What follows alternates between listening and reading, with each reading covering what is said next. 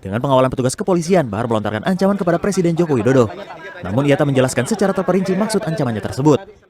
Ketidakadilan hukum. Gimana Pak? Ya. Ketidakadilan hukum dari Jokowi. Tunggu saya keluar dan akan dia rasakan pedasnya lidah.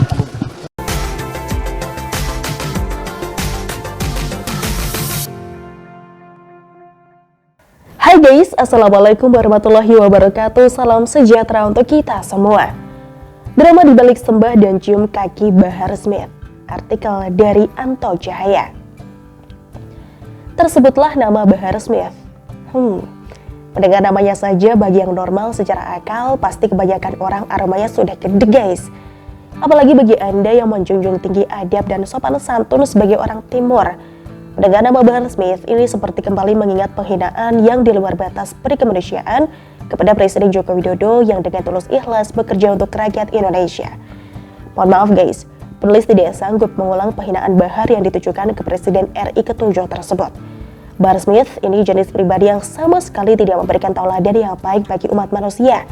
Justru sebaliknya, tidak sedikit masyarakat hingga tokoh agama mengatakan kelakuan Bahar ini hanya memalukan umat Islam saja. Bahar Smith ini termasuk seorang residivis guys. Apa itu residivis?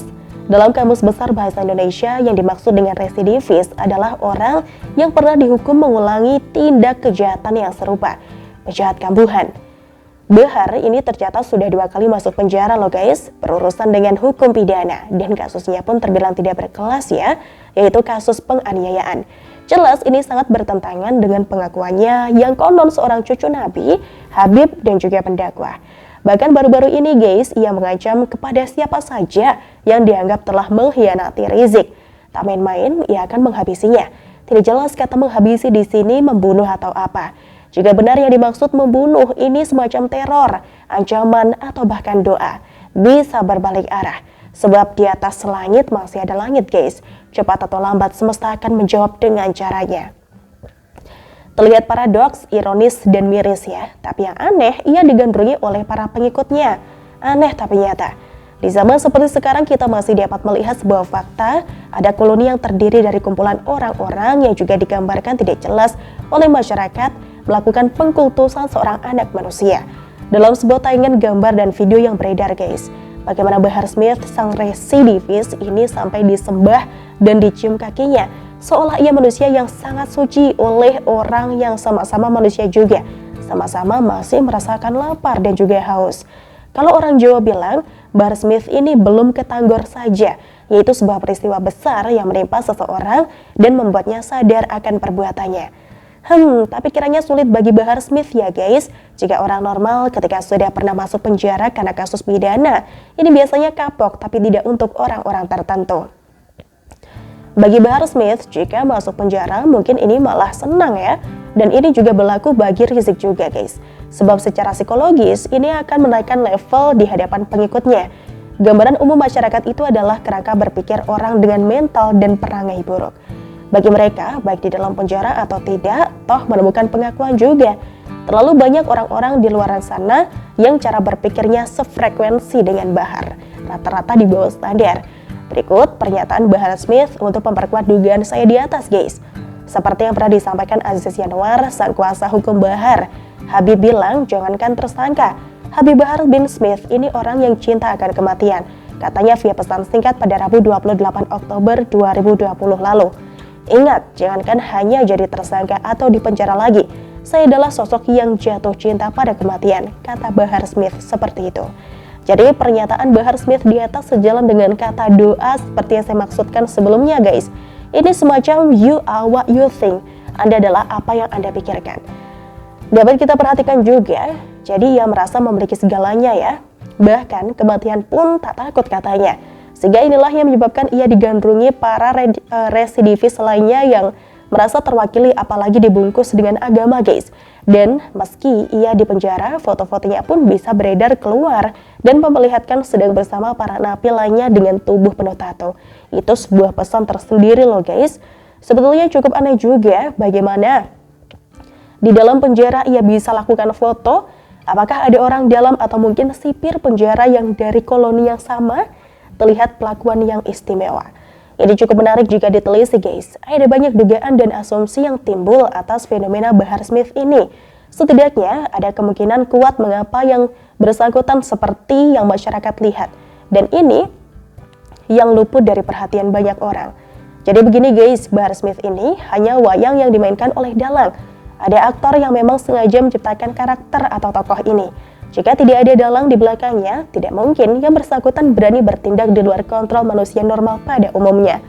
Munculnya Bahar Smith ini semacam suksesi atau regenerasi jika sewaktu-waktu Rizik sudah tidak mampu berjalan oleh atau sebab tertentu.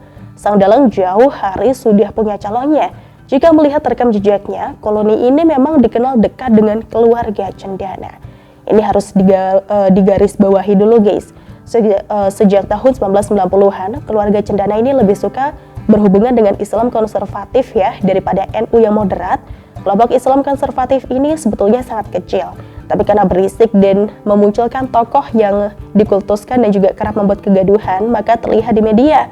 Jika era Soeharto dulu ada Rizik dengan FPI, kemudian saat Soeharto lengser, perannya pun digantikan oleh Tommy anaknya. Tommy kini dekat dengan Rizik, juga belakangan dengan Bahar Smith guys. Maka jangan heran kalau Bahar Smith ini seolah merasa dirinya sakti mandraguna. Saat di atas panggung pun ia tidak segan menghina siapa saja, bahkan kepala negara sekalipun. Ya, ini mirip tidak ubahnya orang-orang lain yang mungkin tumbuh sangat percaya diri ketika mengetahui bahwa di belakang ada yang backup dari sisi apapun. Si dalang intinya mau nabok nyelih tangan, entah melalui tindakan, gerakan, atau apapun. Caranya saja yang berbeda. Kalau Bahar CS gunakan cara preman dibungkus agama atau sebaliknya. Lalu mengapa keluarga Cendana butuh mereka? Tentu saja banyak tujuannya guys, tapi yang pasti mereka paham betul untuk menguasai orang bodoh bungkus yang batil dengan agama. Seperti kata Ibnu Rashid sekian ribu tahun yang lalu. Logika sederhananya begini guys, orang-orang seperti Rizik, Bahar, dan yang lainnya itu hari-harinya tidak mungkin disibukkan dengan usaha atau pekerjaan formal lainnya layaknya kita-kita ini. Kalau orang normal kesehariannya mikir target, usaha, inovasi, anak, istri, beras, susu, tagihan-tagihan, dan seterusnya, intinya terkait dengan hidup, perut, dan juga bagaimana terus growth atau bertumbuh ya. Rasanya sudah tidak ada waktu buat kumpul-kumpul yang tidak penting, apalagi hanya sekedar jadi anjing bagi orang lain, menjaga dengan amat setia. Nah, konsekuensinya jika mau berperan seperti itu, maka kebutuhan harus dipenuhi dari pihak lain dong, ya kan? Sesederhana itu. Untuk Bahar Smith sendiri tentu sangat menikmati peran ini, sebab besar kemungkinan tahta nama Rizik ini bisa saja akan turun ke yang bersangkutan suatu saat nanti. Mereka sama-sama mempunyai darah Timur Tengah, apalagi mengaku keturunan Nabi pula. Secara ras ada modalnya guys. Kalau soal adab, akhlak, kelakuan nomor sekian, itu tidak penting. Bagi pengikutnya, mau Rizik atau Bahar Smith berkata kotor, menghina, merendahkan, menghasut, provokasi, atau apapun itu bagi pengikutnya, itu sebuah sabda dan semerbak aroma wangi surga. Pasalnya untuk sekedar membuat panggung pengakuan bagi mereka kecil sekali. Orang awam yang cetek secara ilmu agama ini masih melimpah di luar sana. Dan ini seharusnya peran ulama untuk meluruskannya. Nah, begitulah Bahar Smith. Kerangkanya adalah dekat Cendana, modal ras Arab, dekat Rizik, menghina kepala negara lalu masuk penjara dan itu sudah lebih dari cukup. Semacam pengukuhan guys. Sehingga jika ada manusia yang sampai menyembah dan mencium kakinya, berarti drama pengkultusan dirinya ini sukses. Semakin banyak yang share kelakuannya, kian senang bukan kepala. Sebetulnya yang diperbanyak adalah opini sebaliknya agar masyarakat awam menjadi tercerahkan. Jadi kiranya dapat diambil sebuah kesimpulan guys, kehormatan dan uang adalah faktor penjelas yang utama. Sulit menemukan faktor agama di balik aliansi atas gerakan mereka. Demikian salam dari Anto Cahaya. Gimana nih guys menurut kalian? Coba tulis pendapat kalian di kolom komentar ya. Terima kasih sudah nonton Suara Dana kali ini. Kita ketemu lagi besok. Bye-bye. Wassalamualaikum warahmatullahi wabarakatuh. Bahar Smith menganiaya Rian di Lapas Gunung Sindur, Kabupaten Bogor, Jawa Barat. Tim kuasa hukum telah berkonsultasi dengan penyidik Mabes Polri untuk mengumpulkan bukti-bukti yang diperlukan demi melaporkan Bahar bin Smith ke Mabes Polri.